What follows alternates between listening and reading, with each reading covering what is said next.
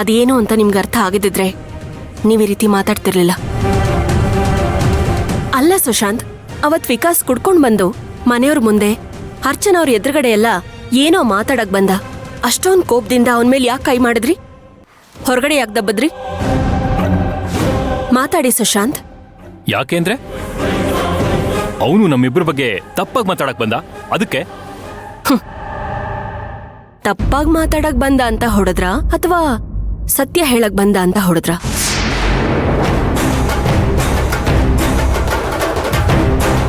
ಯಾಕೇನು ಮಾತಾಡ್ತಾ ಇಲ್ಲ? ಮಾತ್ ಬರ್ತಾ ಇಲ್ವಾ? ಯಾಕೆ ಅಂದ್ರೆ ನಾವೇ ಯೋಗ್ಯರಲ್ಲ.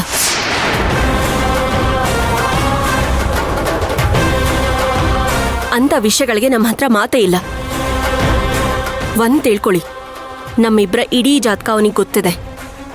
ಅವನ್ಗೆ ಗೊತ್ತು? ಅವನಿಗೆ ಗೊತ್ತಿದೆ ಅಂತ ನಿನಗೆ ಹೇಗೆ ಗೊತ್ತು? ನನಗೆ ಯಾಕೋ ಅನುಮಾನ ಬರ್ತಿದೆ ಮಂತ್ರ. ಯಾಕೆ ಗೊತ್ತಾ?